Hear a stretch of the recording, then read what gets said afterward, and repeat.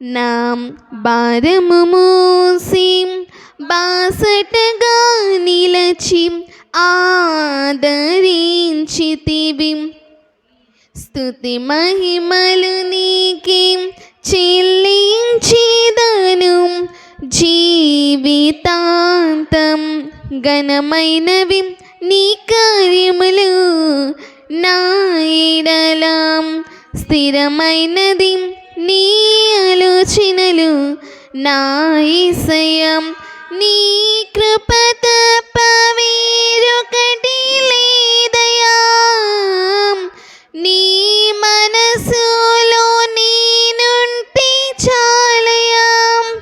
బహుకాలముగా నేనున్న స్థితిలో నీ కృప నాయన చాలునంటివే.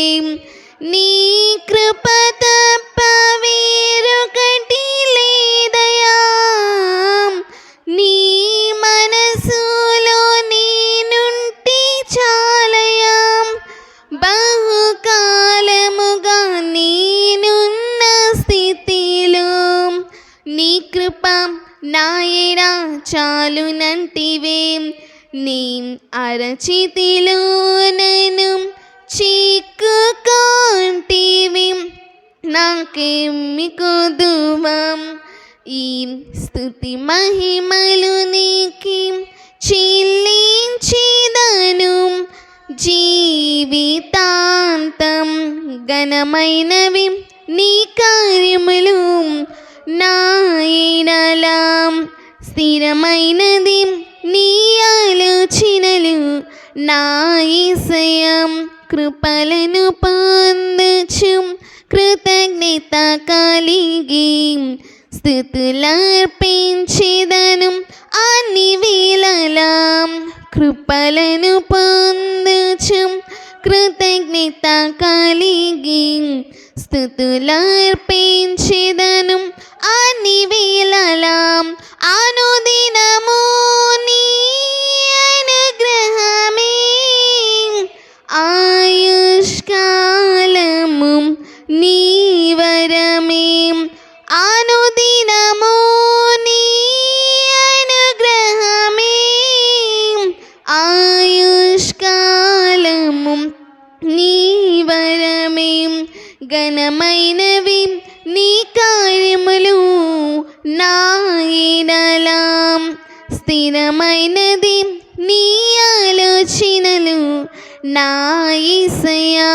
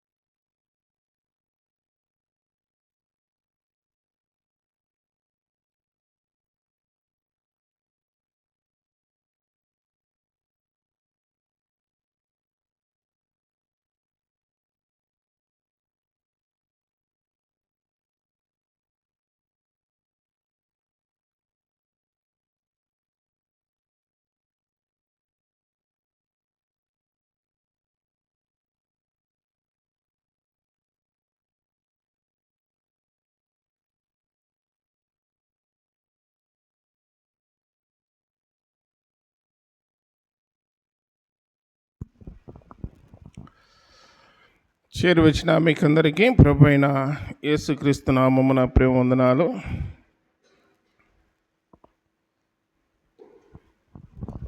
దేవుని పరిశుద్ధ గ్రంథము నుండి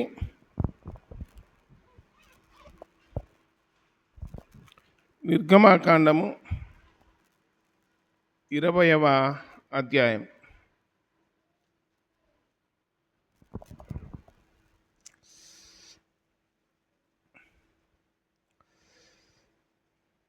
పేజీ నెంబర్ 61. దేవుడు ఈ ఆజ్ఞలన్నీ వివరించి చెప్పెను. నీ దేవుడైన యెహోవాను నేనే దాసుల గృహమైన ఐగుప్తు దేశములో నుండి నిన్ను వెలుపలికి రప్పించి తిని, నేను తప్ప వేరొక దేవుడు నీకుండకూడదు. పైన ఆకాశం అందే కానీ, క్రింద భూమి అందే కానీ, భూమి క్రింద నీళ్ళ అందే కానీ ఉండు దేని రూపమైనను విగ్రహమునైనను నీవు చేసుకొనకూడదు. వాటికి సాగిలపడకూడదు, వాటిని పూజింపకూడదు. ఏలైనగా నీ దేవుడైన యెహోవానగును నేను రోషము గల దేవుడను. నన్ను ద్వేషించు వారి విషయములో 3-4 తరముల వరకు తండ్రుల దోషమును కుమారుల మీదికి రప్పించుచు, నన్ను ప్రేమించి నా ఆజ్ఞలు గైకొని వారిని 1000 తరముల వరకు కరుణించువాడనై ఉన్నాను.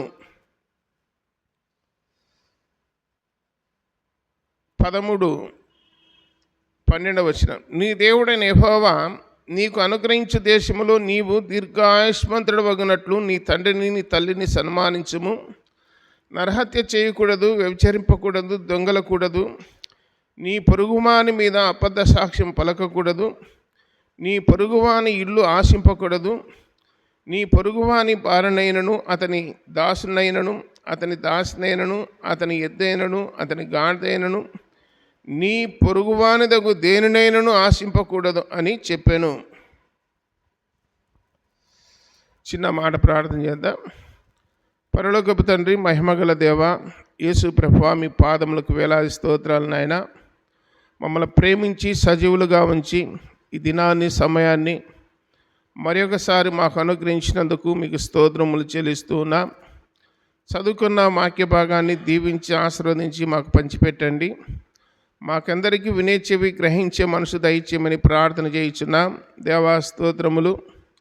ఇంకా ఎవరైనా రావాల్సి ఉంటే మందిరానికి ప్రేరేపించి నడిపించండి. మీ సన్నిధి మాతో ఉంచి మాతో మాట్లాడుదురని, వాక్యం ద్వారా దర్శించుదురని ప్రియరక్షకుడైన యేసుక్రీస్తు వారి ఘనమైన నామమున ప్రార్థించి దీనులమై వేడుకొనుచున్నాము తండ్రి. ఆమేన్. చదువుకున్న వాక్య భాగంలో నిర్గమాకాండము 20వ అధ్యాయములో దేవుడు ఈ ఆజ్ఞలన్నీ వివరించి చెప్పాను అని రాయబడింది. వివరించి చెప్పాను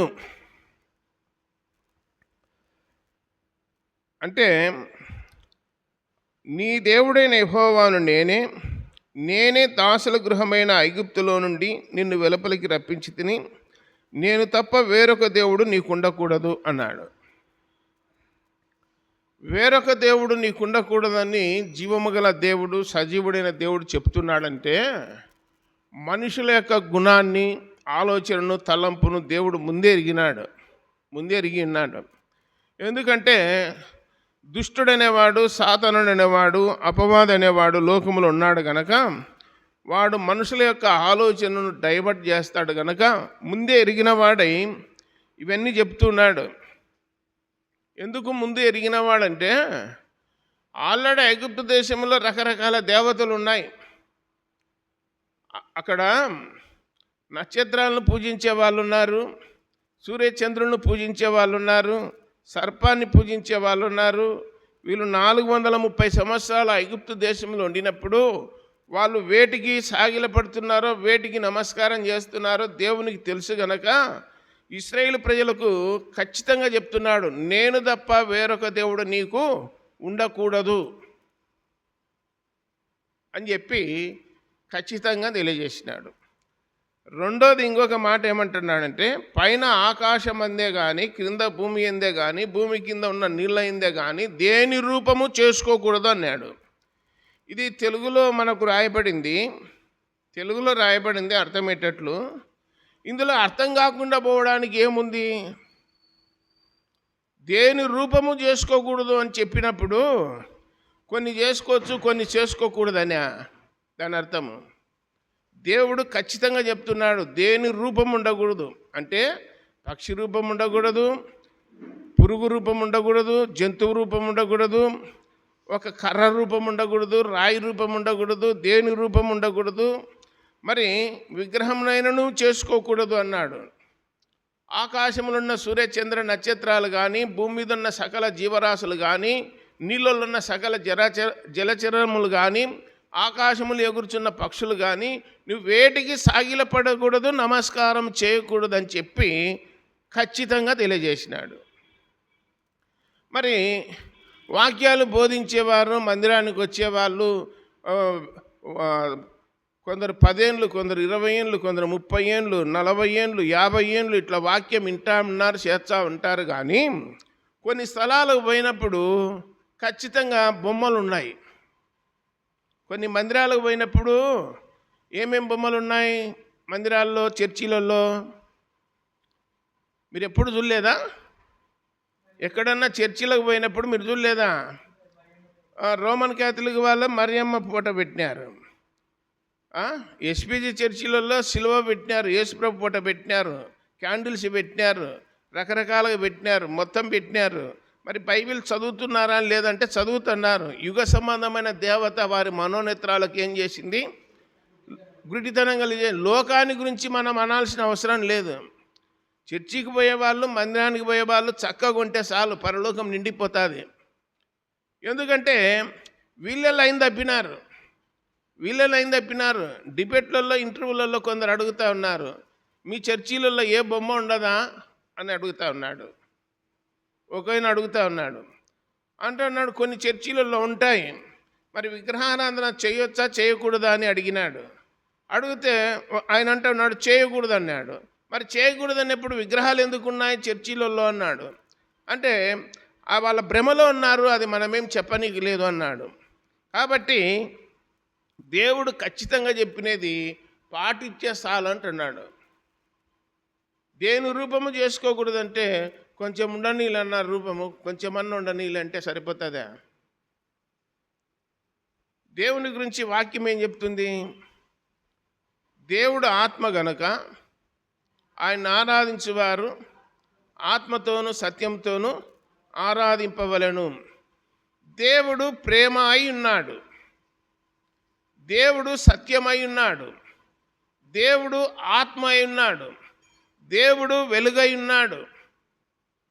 దేవుడు వెలుగై ఉన్నాడు అంటే ఆయనకు ఒక ఆకారాన్ని మనం చూపించవచ్చునా, ఒక రూపాన్ని పెట్టవచ్చునా?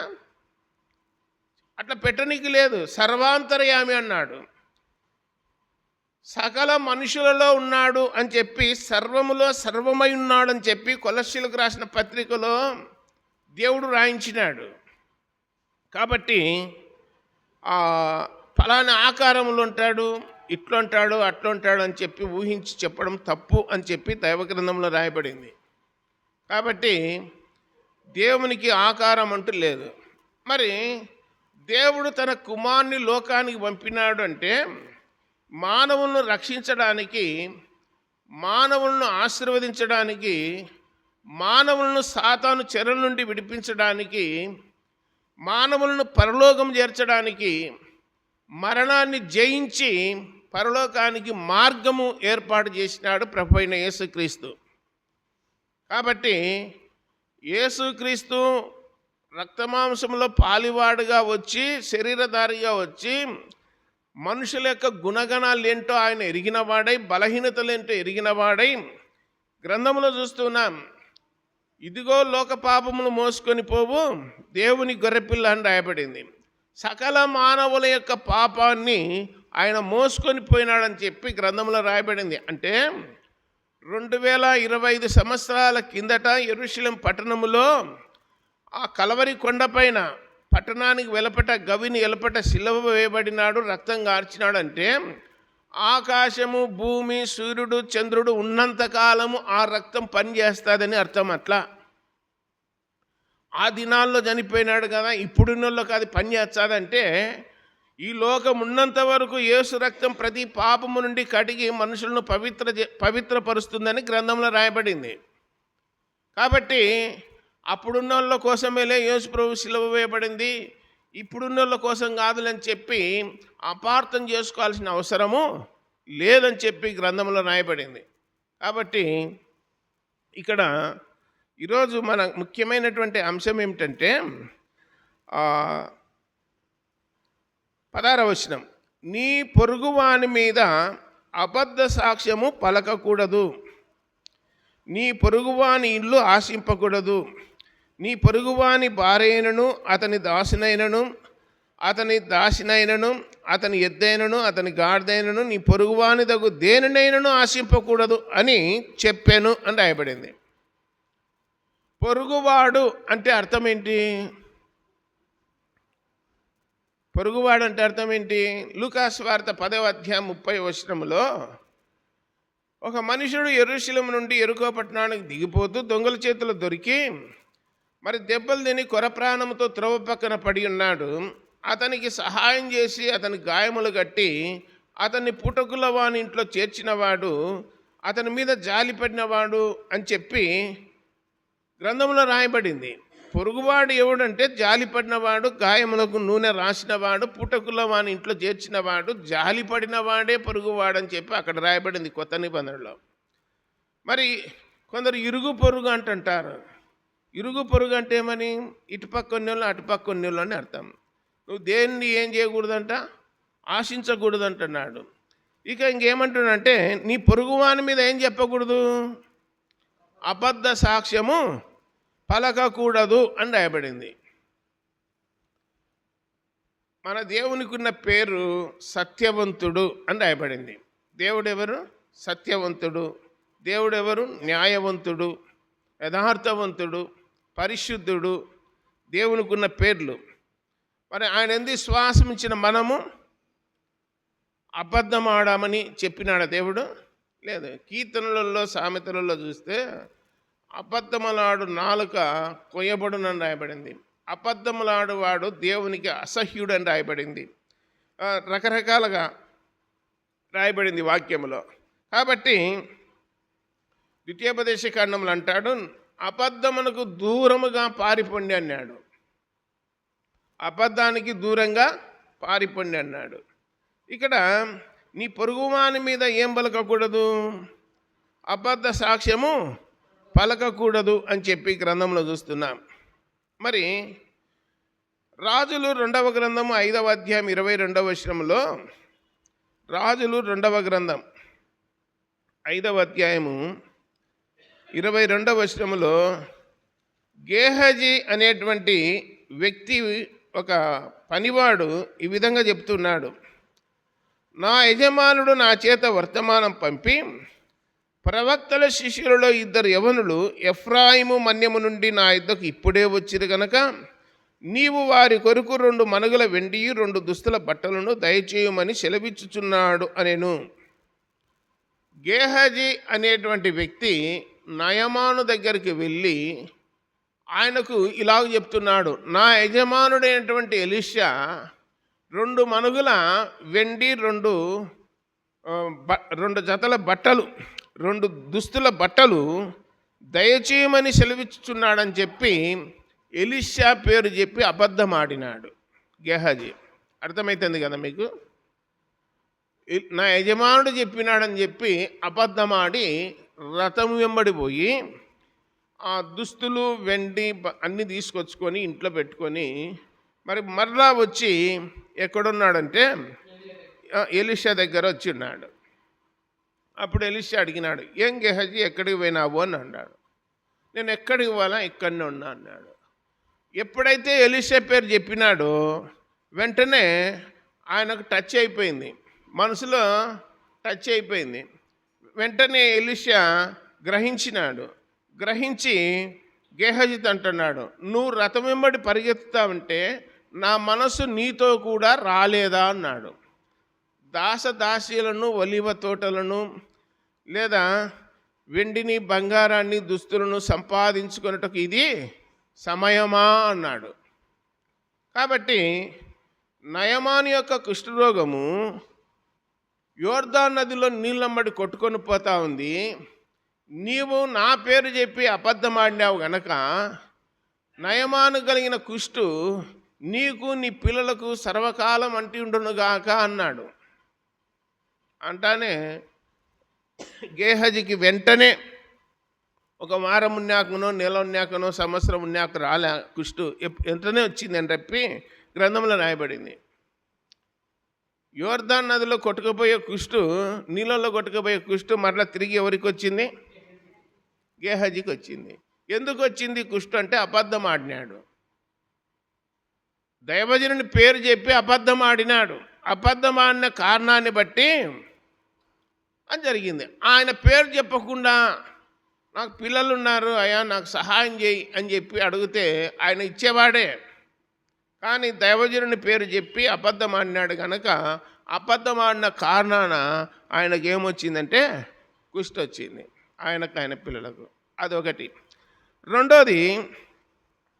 రెండవది ఆలోచన చేసినప్పుడు యెహోషువ గ్రంథము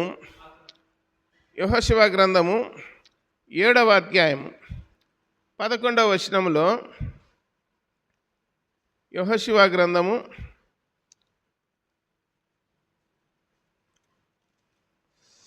నేను ముందు చెప్తున్నాను, 6వ అధ్యాయము 17వ వచనం. ఈ పట్టణమును దీనిలో ఉన్నది యావత్తును యెహోవా వలన శపింపబడెను. 18వ వచనం. శపింపబడిన దానిలో కొంచెమైనను మీరు తీసుకొని నీడల మీరు శాపగ్రస్తులై ఇశ్రాయేలీల పాలెమునకు శాపము తెప్పించి దానికి బాధ కలుగజేయుదురు గనక శపింపబడిన దాన్ని మీరు ముట్టకూడదు. వెండియు బంగారును ఇత్తడి పాత్రను ఇనుప పాత్రలను యెహోవాకు ప్రతిష్ఠితములగును, వాటిని యెహోవా ధనాగారములో ఉంచవలెను. ఇది 6వ అధ్యాయంలో ప్రజలందరినీ సమావేశపరిచి యెహోషువ చెప్పినటువంటి మాటలు. యెరికో పట్టణాన్ని దేవుడు ఏం చేసినాడు? శపించినాడు. ఆ శపించిన దానిని మీరు ఏదే కానీ ముట్టకూడదు, తాకకూడదు, మీరు తీసుకొచ్చుకోకూడదు. యావత్తును దేవుడు శపించినాడని చెప్పి గ్రంథములో రాయబడింది 17వ వచనంలో. యెరికో పట్టణము దీనిలో ఉన్నది యావత్తును యెహోవా వలన శపింపబడెను అని రాయబడింది. కాబట్టి ఏది ముట్టకూడదు, ఏది తాకకూడదు, ఏది తెచ్చుకోకూడదు అని చెప్పి ప్రజలందరూ చెప్తే ప్రజలందరూ చెప్పినారు మేమేమి తీసుకోమన్నారు, మేమేమి ముట్టము, ఏమి తాకమని చెప్పినారు. అదైన తర్వాత జరిగినది ఏమిటంటే 7వ అధ్యాయం 11వ వచనంలో, ఇశ్రాయేలులు పాపము చేసి ఉన్నారు, నేను వారితో చేసిన నిబంధనను వారు మీరి ఉన్నారు. శపితమైన దాన్ని కొంత తీసుకొని దొంగిలి బొంకి తమ సామానులో దాన్ని ఉంచుకొని ఉన్నారు. కాబట్టి ఇశ్రాయేలులు శాపగ్రస్తులై తమ శత్రువుల ఎదుట నిలవలేక తమ శత్రువుల ఎదుట వెనుకకు తిరిగిరి. శాపగ్రస్తులైన వారు మీ మధ్య ఉండకుండా మీరు వారిని నిర్మూలన చేస్తేనే తప్ప నేను మీకు తోడై ఉండను. ఇక్కడ దేవుడు యెహోషువకు చెప్తా ఉన్నాడు. యెహోషువ ఏం చేసినాడంటే ప్రార్థన చేసినాడు. ప్రభువా, ఏమి మా పరిస్థితి? యెరికో పట్టణాన్ని మీరు శపించినారు, ప్రజలకు మీరు చెప్పమని చెప్పినాను, మరి ఎవరేం ముట్టుకోలేదు. అయితే ఇప్పుడు ఈ పట్టణం మీద పోయినప్పుడు 36 మంది చనిపోయినాము, మా పరిస్థితి ఏంటి అని చెప్పి దేవుణ్ణి అడిగినాడు. నేను ముందే హెచ్చరిక చేసిన కదా, శపితమైనది ఏది ముట్టకూడదు, తీసుకోకూడదు, మీ ఇంట్లోకి తీసుకొని పోకూడదని చెప్తే మీరు వినకుండా ఏం చేసినారంటే ఆ శపితమైనది దొంగిలి బొంకి మీ గుడారాల్లో శాపగ్రస్తమైనది తీసుకొని పోయి మరి యెహోవా నిబంధనను మీరు మీరి ఉన్నారని చెప్పి 11వ వచనంలో దేవుడు చెప్తా ఉన్నాడు. సామానులో దాచిపెట్టుకున్నారని చెప్పి గ్రంథములో తెలియజేస్తూ ఉన్నాడు. కాబట్టి అందరు విన్నారా లేదా? యెరికో పట్టణంలో ఏదైనా ముట్టుకుంటే శాపగ్రస్తులు అవుతారు, ఇశ్రాయేల్ ప్రజలకు బాధ తెచ్చిన వాళ్ళు అవుతారని చెప్పి ముందే హెచ్చరిక చేసినాడా లేదా? ఏమంత భయం లేకుండా ఉండడం? దేవుడు చెప్పినప్పుడు అది తీసుకోకపోతే ఏమి? ఖచ్చితంగా చెప్పినాడు కదా, ముట్టకూడదు, తాకకూడదు, అది తెచ్చుకుంటే శాపం అని చెప్పినాడు కదా. మరి శాపం కావాలన్నా దీవెన కావాలన్నా అంటాడు దేవుడు. కొన్ని కుటుంబాలు శాపానికి ఎందుకు గురైతే తెలిసిన ఇర్మియా గ్రంథం 11వ అధ్యాయం 2వ వచనంలో ఏమనుందంటే, యెహోవా కార్యములను అశ్రద్ధగా చేయువాడు ఏమనుంది, శాపగ్రస్తుడు అని రాయబడింది. ఇర్మియా గ్రంథము 17వ అధ్యాయం 5వ వచనంలో ఏమనుందంటే, నరులను ఆశ్రయించి యెహోవా మీద నుండి తన హృదయమును తొలగించుకొనివాడు శాపగ్రస్తుడు అని రాయబడింది. నరులను ఆశ్రయించి యెహోవా మీద నుండి తన హృదయమును తొలగించుకొనివాడు శాపగ్రస్తుడు అని రాయబడింది. దేవుని మాట విననివాడు కూడా శాపగ్రస్తుడే. లోకములో దేవుని మాట విననుళ్ళు మంచిగా డబ్బు ఉండొచ్చు, బంగారం ఉండొచ్చు, పొలం ఉండొచ్చు, బిల్డింగ్ ఉండొచ్చు, ఏదైనా ఉండొచ్చు, కానీ క్షణములో కనపడరు అని రాయబడింది గ్రంథములో. అవి కాదు ఆశీర్వాదాలు అంటే. ముందు యుగయుగాలు బ్రతకడమే ఆశీర్వాదం, దేవుడిచ్చే ఆశీర్వాదం. నిత్య జీవమే ఆశీర్వాదం మనకు. కాబట్టి ఆకానుకు తెలుసా తెలియదా, ముట్టుకుంటే తీసుకొచ్చుకుంటే శాపం అవుతుందని? నిర్లక్ష్యము. ఏం దేవుడు చూస్తున్నాడా? ఏం దేవుడు కనిపెడుతున్నాడా? ఆయన అన్న ఉన్నాడు, నేను భూమి మీద ఉన్నా, నా ఇష్టం వచ్చినట్టు ఉంటా.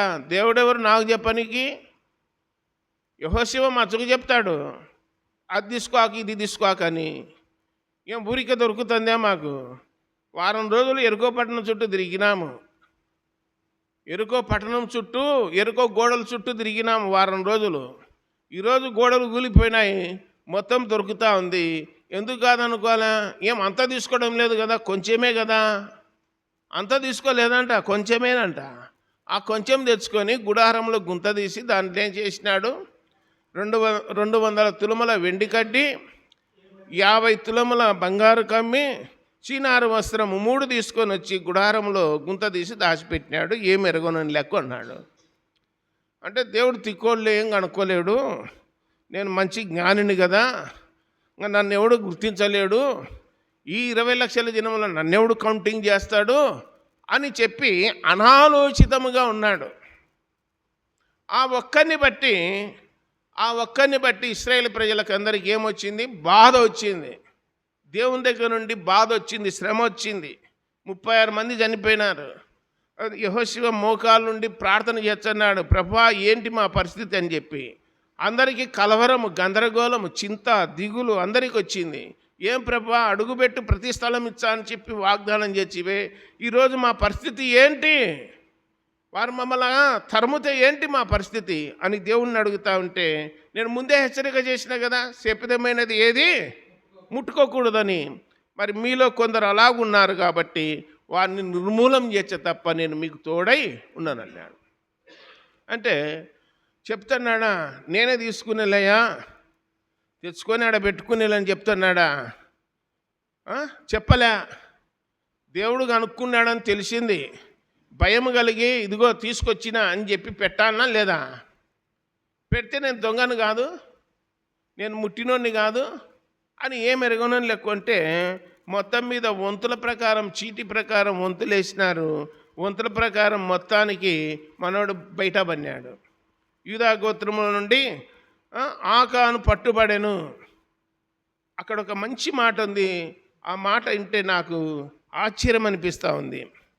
19వ వచనం, అప్పుడు యెహోషువ ఆకానుతో, నా కుమారుడా, ఇశ్రాయేలు దేవుడైన యెహోవాకు మహిమను చెల్లించి ఆయన ఎదుట ఒప్పుకొని నీవు చేసిన దాన్ని మరుగు చేయక నాకు తెలుపుమని నిన్ను వేడుకొనుచున్నానని చెప్పగా, ఆకాను యెహోషువతో, ఇశ్రాయేలు దేవుడైన యెహోవాకు విరోధముగా నేను పాపం చేసినది నిజము. కుమారుడా, ఆకాను కుమారుడా, ఎంత పని చేసినావు నేనా? ఇదే మాట అబ్రహాము కూడా అంటున్నాడు ధనవంతునితో. లూకాసు వార్త 16వ అధ్యాయంలో 21-22 వచనాల్లో అబ్రహాం అంటా ఉన్నాడు ధనవంతునితో, తండ్రివైన అబ్రహామా అన్నాడు, ఏమి నా కుమారుడా అంటే, భూమి మీద ఉన్నప్పుడు నీకు ఇష్టం వచ్చినట్టు సుఖం పొందినావు నాయన, భయము భక్తి లేకుండా జీవించినావు. ఇక్కడ నీవు యాతన పొందుతున్నావు, అగ్నిజ్వాలల మధ్యన నేనేమీ చేయలేను అని చెప్పినాడు. ఏమి నా కుమారుడా, ఇక్కడ ఆకాంత్ అంటున్నాడు యెహోషువ, కుమారుడా అంటా ఉన్నాడు. అప్పుడు ఎంత ఈయన నాయకుడు, యుద్ధ వీరుడు యెహోషువ, ఒక పనికిమాలిన వ్యక్తి దగ్గర నిన్ను వేడుకుంటున్నా అంటున్నాడు. ఎందును బట్టి? జనసమూహాన్ని అంత రక్షించడానికి. ఈ వ్యక్తితో ఏమంటున్నా అంటే, నా కుమారుడా అని తగ్గించుకొని అంటూ ఇంకొక మాట అంటున్నాడు, ఇశ్రాయేలు దేవుడైన యెహోవాకు మహిమను చెల్లించి ఆయన ఎదుట ఒప్పుకొని నీవు చేసిన దాన్ని మరుగు చేయక నాకు తెలుపు అన్నాడు. నువ్వు ఏం చేసినావో చెప్పు నాయన అంటే, నువ్వు నిజమే, నేను పాపం చేసిన దేవునికి విరోధంగా నిజమే చెప్తాను అన్నాడు. అంత దూరం ఎందుకు తీసుకొచ్చుకోవాలా? నీ కొరకు ఎంక్వైరీ చేసి, కమిటీ వేసి, ఓ సంవత్సరం పాటు 2 ఏళ్ల పాటు రిటైర్డ్ జడ్జితో ఎంక్వైరీ చేయించి ఎన్ని చేసినా కానీ తప్పు చేసినోనికి నేను తప్పు చేసినా అన్న సత్యం తెలుసా తెలియదా? అదంతా రావాలన్నా దానికి మళ్ళా లక్షలు ఖర్చు అవుతాయి. ఎంక్వైరీ చేస్తే, విచారణ చేస్తే. అది ఏది కాకుండా సరెండర్ అయితే నీకు సగం శిక్షే పడేది. ఎవరెవరికి చెప్తుంటారంటే ఇలాంటివి నక్సలైట్ నాయకులకు చెప్తా ఉంటారు, దయచేసి మీరు వచ్చి సరెండర్ కాండి, మీకు ఉద్యోగం ఇస్తాము, మీ పిల్లలను చదివించాము, మీకు అవార్డ్స్ ఇచ్చాము, మా మాట వినండి అని చెప్పి కొన్ని ప్రభుత్వాలు వాళ్ళకు అలా రికమెండ్ చేస్తాయి, ఆఫర్ ఇస్తాయి. ఈ టైంలో మీరు ఒప్పుకోండి, 1 నెల రోజులు మీకు టైం ఇస్తున్నామని చెప్తారు. కొందరు మేలు చేస్తారేమని చెప్పి తిరిగి మళ్ళా జనసాంద్రంలో కలిసిపోతారు. కొందరు మాకు అక్కర్లేదని చెప్పి అట్టనే ఉంటారు. మనం వాళ్ళని ఏమీ చేయలేం. కాబట్టి ఇక్కడ గ్రంథంలో చూస్తూ ఉన్నాము, ఇప్పుడు ఒప్పుకుంటున్నాడు, చివరిలో ఒప్పుకుంటున్నాడు. ఇంకా బయట పన్నాక అదిగో గుడారములు ఉన్నాయంటే పని వాళ్ళు పోయి వచ్చినారు, తీసుకొచ్చి ఇచ్చినారు. ఇచ్చినాక ఇది గ్రంథంలో రాయబడిన మాట ఏంటంటే 25వ వచనం, అప్పుడు యెహోషువ, నీవేళ మమ్మను బాధపరిచితివి, నేడు యెహోవా నిన్ను బాధపరచుననగా. నువ్వు మమ్మల్ని బాధ పెట్టినావు, దేవుడు నిన్ను ఏం చేస్తున్నాడు? ఇప్పుడు బాధ పెడుతున్నాడు. మనుషుడా, ఏమి కొలుస్తావో, ఏ కొలత కొలుస్తావో అదే కొలత. మమ్మల్ని అందరినీ బాధ పెట్టినావు, ఇప్పుడు దేవుడు నిన్ను బాధ పెడుతున్నాడు. మేమేం చేయగలము? ఆ మాట అంటానే ఇశ్రాయేలు ప్రజలందరూ తలా ఒక రాయి వేసినారు. రాళ్ళ దెబ్బల ద్వారా అతడు చనిపోయినాడు. ఆయన కుమారులను, కుమార్తెలను, పశువులను, భార్యను, పిల్లలను అందరినీ తీసుకొని పోయి ఆకురలో రాళ్ళేసి మరి చంపినారు, చనిపోయినారు. తర్వాత అగ్గిపెట్టి కాల్చివేసినారు. ఇది ఎక్కడి నుండి వచ్చింది? అక్కడనే అబద్ధం ఆడకుండా యెహోషువ ప్రార్థన చేయకుతోలికే 36 మంది చనిపోతానే, అయ్యా నేను పొరపాటు చేసిన, నన్ను క్షమించండి నాయన అని చెప్పి యెహోషువ దగ్గరికి వచ్చి, ఆ ప్రధాన యాజకుల దగ్గరికి వచ్చి క్షమాపణ అడిగింటే దేవుడు కనికరం చూపేవాడు, ఒప్పుకున్నారులే అని చెప్పి. ఎంత సమయం వృధా చేసి పెట్టినాడు ఒప్పుకోకుండా. అందుకే అతిక్రమములు దాచిపెట్టువాడు వర్ధిల్లడు, వాటిని ఒప్పుకొని విడిచిపెట్టువాడు కనికరము పొందునని చెప్పి రాయబడింది. మెదల కాకుండా ఉన్నాడు.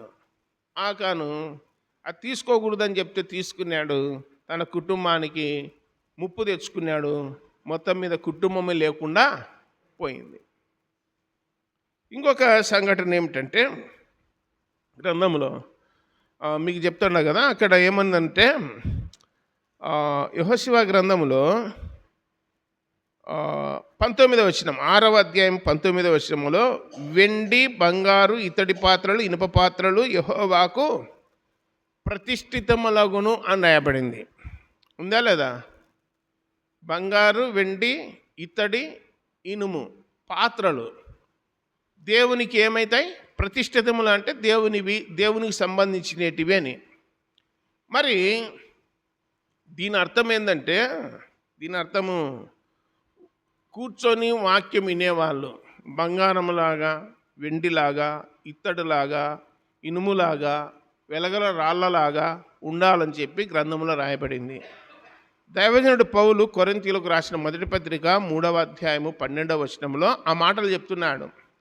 వాని వాని పని దేవుడు ఆ దినమున అగ్ని వేసి పరీక్షిస్తాడు. బంగారంతో, వెండితో, వెలగల రాళ్లతో ఇత్తడి ఇనుముతో పని కట్టుకొని ఉంటే అగ్ని వేసినప్పుడు నిలుస్తుంది, లేదా కర్ర గడ్డి కొయ్యకాలు తగిన పని కట్టుకొని ఉంటే అది కాలిపోతుంది అన్నాడు. ఇవి విశ్వాసులు, బంగారము వెండి ఇత్తడి పాత్రలు ఇనుప పాత్రలు అనేది విశ్వాసులలో గ్రేడింగ్ సెక్షన్స్ అవి. ఇలాంటి వాళ్ళంతా పరలోక రాజ్యానికి అర్హులు అని. కొందరు గడ్డిలాగా పొట్టులాగా కొయ్యకాల్లాగా ఉన్నారు, అగ్ని కాలిపోతుంది, కాలిపోయేది అసలు ఇంకేముండదు. బైబిల్ ఏం చెప్తుందంటే మందిరానికి వచ్చే వాళ్ళంతా పరలోకం పోతారని చెప్పడంలే. మందిరానికి వచ్చి వాక్యమిని వాటి ప్రకారము జీవించేవారు నడిచేవారు పరలోకం పోతారు. మందిరానికి వచ్చి వాక్యమిని పెడచెవిన పెడితే పోరు. అది గుర్తుపెట్టుకోవాలి. ఒక అతను అంటా ఉన్నాడు, మందిరానికి వచ్చే పరలోకం పోరు, వాక్యం వింటే పరలోకం పోరు, దేవుణ్ణి ఆరాధించే పరలోకం పోరు అని ఏందేందో చెప్పి లాస్ట్కు కామము మదము మత్సరము క్రోధము కోపము వీటన్నిటిని మానుకోండి అప్పుడు పోతారు అన్నాడు. అంటే సొంత బోధ చేసినాడు. బైబిల్ ఏం చెప్తుంది? ప్రభువైన యేసునందు విశ్వాసం ఉంచుము, అప్పుడు నీవును నీ ఇంటి వారును రక్షింపబడుదురు. యేసుక్రీస్తు దేవుని కుమారుడని విశ్వసించుతున్నానని నువ్వు ఒప్పుకుంటే నువ్వు దేవుని కుమారుడవుతావు. తన్ను ఎందరు అంగీకరించరు అనగా తరుణమందు విశ్వాసముంచు వారికి దేవుని పిల్లలగుటకు ఆయన అధికారము అనుగ్రహించాను. యేసు ప్రభునందు విశ్వాసం ఉంచిన వారు ఎవరి పిల్లలు? దేవుని పిల్లలు. దేవుని ఆత్మ ద్వారా ఎందరైతే నడిపించబడుదురో వారందరూ దేవుని కుమారులు అని చెప్పి రాయబడింది. వినడం వలన ఏం కలుగుతుంది? విశ్వాసం కలుగుతుంది. వాక్యం వినకుండా విశ్వాసం ఎక్కడి వచ్చేది? వాక్యం వింటే ఏం కలుగుతుంది? విశ్వాసం కలుగుతుంది. విశ్వాసం ద్వారా రక్షింపబడతాము అని గ్రంథంలో రాయబడింది. కొత్త బోధలు, రకరకాల బోధలు లోకములో బయలుదేరినాయి. కాబట్టి ఏది చెప్పినా నమ్మనికి లేదు. ఆయన అంటా ఉన్నాడు, ఓషన్న మినిస్టర్ అయినా జాన్ వెస్లీ అనేటైనా, యేసుప్రభు పుట్టినప్పుడంట చెట్లల్లో వచ్చినాయంట యేసుప్రభు దగ్గరికి, ఒలివ చెట్లు పూత రాలుపుతున్నాయంట, సువాసన ఎదురుతున్నాయంట చెట్లల్లా. అన్నీ అయిపోయినాక ఒక చెట్టు 3 బారిన చెట్టు వచ్చిందంట. ఏం నువ్వు రాలేదు అన్నాడంట. యేసుప్రభు పుట్టినప్పుడు ఒక 1 నెల రోజులు శిశువు అనుకోండి. అప్పుడు చెట్లల్లో వచ్చినాయి అని చెప్తుంటే కూర్చొని వినేటోళ్ళు. బైబిల్లో ఉన్నాయి అవన్నీ. ఒలివ చెట్లు వచ్చినాయి, పూత రాలిపినాయి, సువాసన జల్లినాయి అని చెప్తుంటే ఊకొడుతున్నారు. అంటే ఎందుకు ఇదంతా చెప్పినాడంటే క్రిస్మస్ ట్రీ కోసం అంట. అదొకటి అట్లుందెబ్బా, నువ్వు ఎక్కడ బావా, నీ కోసం అన్నీ నేను తెచ్చినాని యేసుప్రభు పోయి అన్నీ అలంకరించినాడంట చెట్టుకు. ఈ సువాసన ఎదజల్లేటివన్నీ అలంకరించినాడంట. తిక్కగొర్రెలు అబ్బా దేవునికి స్తోత్రం హల్లెలూయా అని వాళ్ళకి అంతా సపట్లు కొడుతున్నారు. అయిపోయా చెట్లల్లో వచ్చి సువాసన ఎదజల్లినాయి అంటే ఒకేన అంటున్నాడు, దుర్బోధలు చూడు ఎట్లున్నాయి అంటున్నాడు. నీ బైబిల్లో ఏముందో అదే నమ్మాలని చెప్పి యోహన్ సువార్త 20వ అధ్యాయం చివరిలోను 21వ అధ్యాయం చివరిలోను దేవుడు రాయించింది ఏమిటంటే, భూలోకములో ఉన్న మానవులు దేవుని వాక్యాన్ని విని దాని ప్రకారం నడుచుకొని పరలోకము చేరడానికి ఎంత వాక్యం అవసరమో అంతమేని మాత్రమే ఉంది అన్నాడు. మానవుడు నరకం తప్పించుకోవడానికి ఏ వాక్యాలు అవసరం ఉన్నాయో ఆ వాక్యాలు గ్రంథములు ఉన్నాయి, అవి వినండి చాలు అన్నాడు. దాన్ని ఏమంటారంటే కల్పితాలు అంటారు. లేని వాటిని చెప్పడము ఏమంటారు? కల్పితాలు, కల్పనా కథలు. దానిని ఏమంటారు? కల్పనా కథలు. దేవుడు వచ్చినాడా మాతో మాట్లాడినాడంటే బైబిల్ ఏం చెప్తుంది? 1 యోహను పత్రిక 4వ అధ్యాయం 12వ వచనంలో ఈ రోజు వరకు ఏ మానవుడు దేవుణ్ణి చూడలేదు అని రాయబడింది. ఏ మానవుడు దేవుణ్ణి చూడలేదు, చూడనేరడు. యోహను సువార్త 3:13లో పరలోకము నుండి దిగివచ్చిన వాడే పరలోకమునికి ఎక్కిపోయిన వాడు, ఏ మానవుడు పరలోకము చేరలేదు అని చెప్పి యేసుప్రభు చెప్పినాడు. ఈ దినాల్లో దుర్బోధలు, కల్పనా కథలు, పరలోకం పోయినామని, నరకం పోయినామని, మేము చూసి వచ్చినామని, మీకు కూడా చూపించా, మాయంబడరండి అని రకరకాల బోధలు బయలుదేరినాయి. కాబట్టి దైవగ్రంథముల పరిశీలన చేస్తే మన పని ఎట్లుండాలంటే బంగారముతో, వెండితో, ఇత్తడితో, ఇనుముతో, వెలగర రాళ్లతో పని కట్టుకుంటే నిఖారస్సుగా ఉండాల.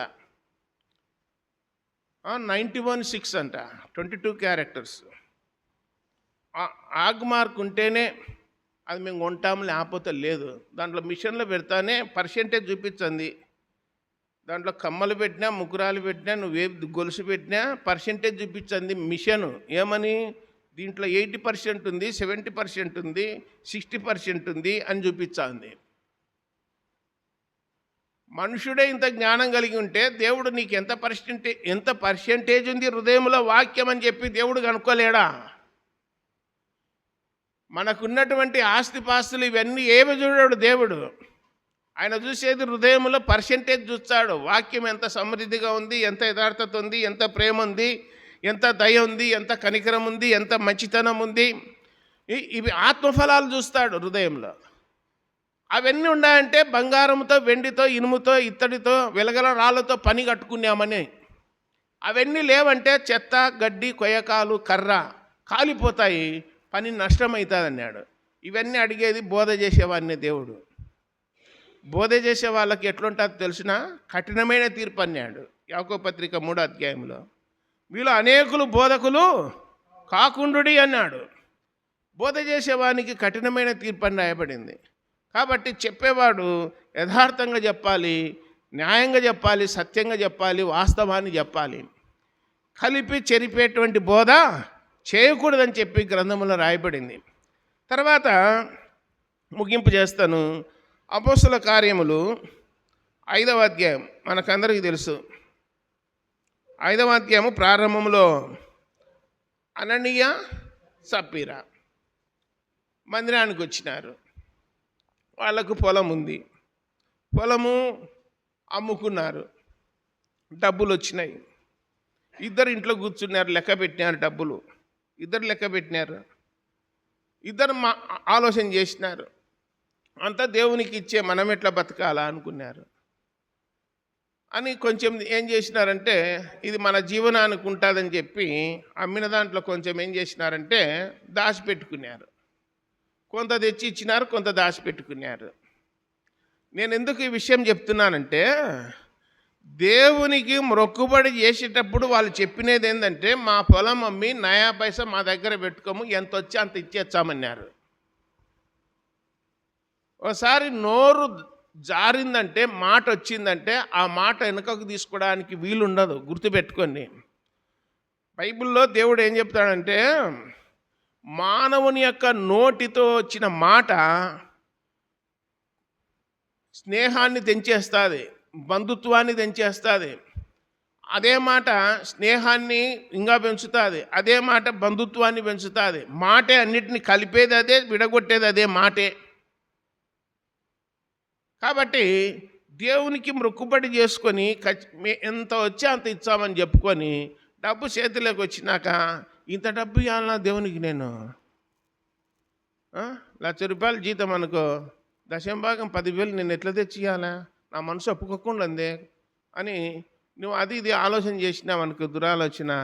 దేవుడు ఎట్లా రాబట్టాలో ఆయనకు తెలియదు, తెలుసా తెలియదా? తెలుసు కాబట్టి మొత్తం మీద మాట్లాడుకున్నారు. నువ్వు ముందువా, నేను అనుకోవచ్చా దీంట్లో కూడా మళ్ళా నువ్వు ముందువా మందిరానికి, నేను అనుకోవచ్చా, కలుపు తీసి వచ్చా అని చెప్పి అననీయ ముందు వచ్చినాడు. వచ్చి ప్రార్థన అయినాక, కానుకలు పోయినాక, అయ్యా ఇద్దరు నేను తెచ్చిన చూడు పొలం అమ్మి అన్నాడు పేతురుతో. ఏమయ్యా ఎంత వచ్చింది, ఎంత తెచ్చినావు అన్నాడు.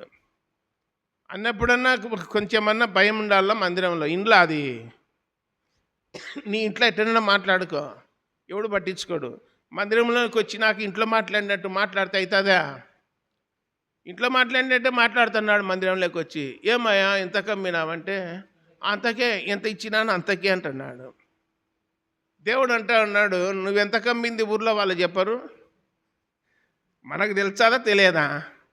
ఈ ఈ ఈ- ఈ సంవత్సరం ఈ రేటు పోయిందని తెలుసా తెలియదా? కాబట్టి వెంటనే పరిశుద్ధాత్మ దేవుడు చెప్పినాడు, కొంచెం దాచిపెట్టుకున్నాడు అన్న. ఎందుకు దాచిపెట్టుకున్నావయ్యా? నువ్వు మనుషులతో కాదయా అబద్ధం ఆడుతుండేది, ఏం సత్యాన్ని చెప్పు. అయ్యా 1,00,000 రూపాయలకు అమ్మినా, 80,000 తెచ్చినా, 20,000 ఇంట్లో పెట్టుకున్నా అని చెప్పు. దేవుడు ఏమన్నాడు? నువ్వు ముక్కుబడి చేసినా కానీ నీకు ఇంత తెచ్చి ఇంత పెట్టుకున్నా అని చెప్తే, సత్యాన్ని చెప్తే దైవ సన్నిధిలో దేవుడు ఏమన్నాడు? దాచిపెట్టుకొని చెప్పకుండా నేను ఇంతకే 3 సార్లు అడిగినా ఇంతకే అంటున్నాడు. ఇంతకే అని నువ్వు మనుషులతో కాదా అబద్ధం ఆడేది? నువ్వెవరితో అబద్ధం ఆడినావు? దేవునితోనే అబద్ధం ఆడినావు అంటాను. ఆ మాట మాట్లాడుచున్నగానే కింద పడి ప్రాణం విడిచాను. ఆ మాట విన్న వెంటనే ప్రాణం విడిచాను. ఆ మాట అంటా ఉంటే ఏలి 96 సంవత్సరాలు, 96 98 అనుకుంటున్నా, 98 సంవత్సరాల వయసులో వృద్ధుడు మందసము పట్టబడను, హొప్ని ఫినెహసులు హతులైరి అన్న మాట వింటానే మెడ విరిగి పైనుంటి కింద పడి ప్రాణము విడిచానని రాయబడింది. ఆ మాట వింటానే ఈడ కూడా నువ్వు మనుషులతో కాదు దేవునితోనే అబద్ధం ఆడినావు అన్న మాట చెవిన పడతానే ప్రాణం విడిచినాడు. అపొస్తలుల కార్యములు 12వ అధ్యాయం 25వ వచనములో ఒక దినము హేరోదు రాజు మాట్లాడుతూ ఉంటే, ఉపన్యాసం చేస్తూ ఉంటే ప్రజలందరూ కేకలేసి ఇది దైవస్వరమే కానీ ఇది మానవ స్వరము కాదన్నారు. ఆ మాట దేవుడు వింటానే దేవుడు హేరోదును మొత్తినందున ఆ స్టేజి మీదనే చనిపోయినాడు. చూడండి, స్టేజ్ మీదనే చనిపోయినాడు. ఈ మధ్యన సోషల్ మీడియాలో ఇన్స్టాగ్రామ్ అనే దాంట్లో చూస్తే దాదాపు ఒక 50 ఏళ్ళు ఉంటాయి, ఒక సహోదరి వాక్యం చెప్తా అంటే బైబిల్ తీసుకొని పోయి చించి స్టేజ్ మీద చించి పేపర్లల్లా చల్లేసింది. దేవుడు నన్ను ఏం చేసుకోలేడు అనింది. ఆ మాట అంటుండగానే పడి ప్రాణం విడిచింది స్టేజ్ మీద. కావాలంటే ఉంది దాంట్లో చూడండి. ఆ మాట అంటుండగానే ప్రాణం విడిచింది. మనకు తెలుసు కదా, కాలిఫోర్నియా లాస్ ఏంజల్స్లో గ్లోబల్ అవార్డ్స్, కోటీశ్వర్లు అవార్డ్స్ పంచుకుంటా ఉండి ఎవరెవరికి ఏ ర్యాంక్ ఇవ్వాలని చెప్పి ఆడ వేసినది ఏంటంటే, ప్రపంచంలో మమ్మల్ని మించిన వాళ్ళు లేదు అనడానికి 5%, 3% వేసుకొని దేవుని శాతానికి వచ్చి వాళ్ళకి 0 పెట్టినారు. దేవునికి ఏమి లేదు, అంతా మాదే అని. దాంట్లో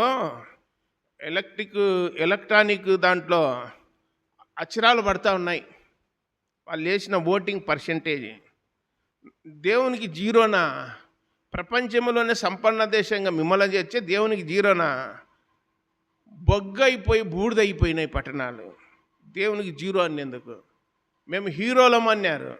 మీరు హీరోలు కాదరా, జీరోలు అని చెప్పి దేవుడు రుజువు చేసినాడు. ఇప్పుడు ఎవరు హీరో అంటే ప్రపంచానికి దేవుడే. ఆయన ట్రంప్ అనేటైనా, డొనాల్డ్ ట్రంప్ ఇప్పుడు అమెరికా ప్రెసిడెంట్గా ఉన్నాడు. ప్రపంచంలో నువ్వు శక్తివంతమైన అధ్యక్షునివి కదా అని చెప్పి ఒకటి ఇంటర్వ్యూలు అడిగితే, నేను కాదయ్యా ప్రపంచంలో శక్తివంతమైనటువంటి నాయకుడు దేవుడు యేసుక్రీస్తు, జీసస్ క్రైస్ట్ అని చెప్పి ప్రపంచానికి చాటి చెప్పినాడు డొనాల్డ్ ట్రంప్. నేను కాదయ్యా శక్తివంతమైన వాడు దేవుడు అని చెప్పి ఆయన ఇంటర్వ్యూలో చెప్పినాడు. ఆ ధైర్యం మనకుందా? మనం నమ్మిన దేవుని గురించి అట్లా చెప్పాలని దేవుడు చెప్పేది. కాబట్టి ఇలా అబద్ధం ఆడినాక మళ్ళా ఇంకా ఆడ వాక్యం ఉన్నది. వాక్యం అయ్యే లోపల మళ్ళీ వచ్చింది పొలంలోకి పోయి సప్పిరా, ఇకరమ్మ ఏమయ్య గారు ఎంత కమ్మినారు? 1,80,000 అమ్మింది. 80,000? 80,000? నిజం చెప్పు. 80,000 అంటే భర్త చనిపోయిన పెన్మిటి చనిపోయినది, భర్త చనిపోయినది ఆమెకు తెలియదు. అంతకే కూడా బలుక్కున్నారు, అంతకే అనింది. మళ్ళీ నేను మీ వ్యత్యాసం చెప్తే ఆయన ఎడబట్టకపోతారని, తేడా చెప్తే బయటపడతామని చెప్పి ఆమె కూడా అబద్ధం ఆడితే ఆమె కూడా ఏమైంది? చనిపోయింది. అక్కడనే చనిపోయింది. పడుచువారు యవనస్తులు వచ్చి ఇద్దరిని భూస్థాపన చేసి సంఘానికి ఏం కలిగింది? భయం కలిగింది. నేను అంటా ఉన్నాను, అలాంటి దినాలు ఉంటే మేలు. ఇప్పుడు పొట్టాల్లో ఏమవుతుంది? అలాంటి దినాలు ఉంటే పొట్టాల్లో ఏమవుతుంది? కొట్టుకపోతుంది. ఓన్లీ గోధుమలు, ఓన్లీ గొర్రెలు, గొర్రెలు గోధుమలు మిగిలిపోతాయి. దేవుని కుమారులు కుమార్తెలు మిగిలిపోతారు. అలాంటి దినాలున్న ఆ దినాల్లో వెంటనే సంఘం అంతటికి భయము కలిగానని చెప్పి గ్రంథంలో రాయబడింది. ఏం చేసినారు? ఏం నేరం చేసినారంటే అబద్ధము. అబద్ధం అనేది దేవునికి ఇష్టమైంది కాదు. దేవుని గ్రంథములో హోషేయ గ్రంథం 11వ అధ్యాయంలో అంటాడు, అబద్ధమాడుటకు ఆయన మానవుడు కాదు, దేవుడు అబద్ధమాడనేరడు, అన్యాయము చేయుట అసంభవం అని చెప్పి యోబు గ్రంథంలో రాయబడింది 34లో. కాబట్టి మానవుడు అబద్ధమాడతాడేమో కానీ దేవుడు ఎన్నడు కానీ అబద్ధమాడడు. ఆయన మాట ఇచ్చి నెరవేర్చే దేవుడు. అబ్రహాముకు మాట ఇచ్చినాడు, వాగ్దానం చేసినాడు, నెరవేర్చినాడని చెప్పి గ్రంథంలో చూస్తున్నాం. మన ప్రభు అయిన యేసుక్రీస్తుని గురించి పాత నిబంధన గ్రంథంలో అనేకమైనటువంటి లేఖనాలు, ప్రవచనాలు ఉన్నాయి. అవన్నీ యేసుక్రీస్తు ద్వారా నెరవేర్చినాడని చెప్పి గ్రంథంలో చూస్తూ ఉన్నాం. ఇంకా కొన్ని రాకడకు సంబంధించినటువంటి ప్రవచనాలు ఉన్నాయి. ఆయన రెండోసారి వచ్చినప్పుడు అవి కూడా నెరవేరుతాయని చెప్పి గ్రంథంలో రాయబడింది. కాబట్టి అబద్ధం అంటే దేవునికి ఇష్టమా కష్టమా? దేవునికి కష్టము, కానీ మనకు ఇష్టము. అవి వాటిని ఏం చేయాలా? తొలగించుకోవాలని చెప్పి. ఇప్పుడు గేహజీ ఏమైనాడు, ఆకాన్ ఏమైనాడు, అననీయ సప్పీర ఏమైనారు, ఇంకొకైన ముసలి ప్రవక్త ఉన్నాడు ఒకైన బేతేల్లో. దైవజనుడి దగ్గర పోయి దేవుడు చెప్పినాడు, రాయా మా ఇంటికి వచ్చి భోజనం చేర్చువు అన్నాడు.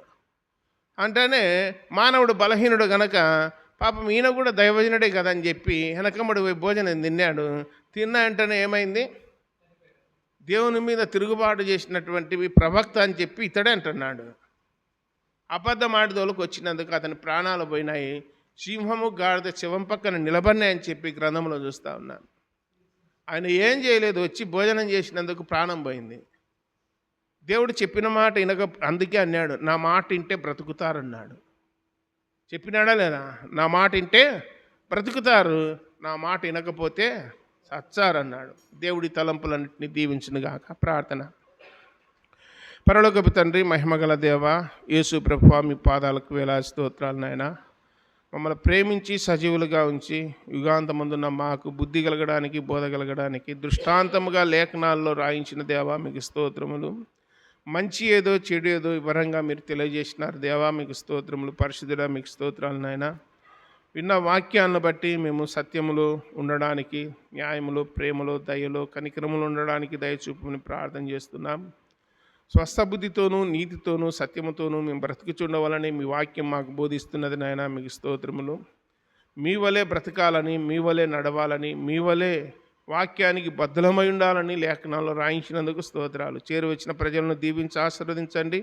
రాలేని వారికి మరొకతరు నాణ్యత ఇచ్చండి. మమ్మల్ని అందరినీ కాపాడి మీరు మహిమ పొందుదరని ప్రియరక్షకుడైన యేసుక్రీస్తు వారి సర్వశక్తిగల జీవము గల నామమున స్తోత్రములు చెల్లించి బతిమాలి దీనులమై వేడుకొనుస్తున్నాము తండ్రి. ఆమేన్. అందరికీ వందనాలమ్మా, వందనాలు.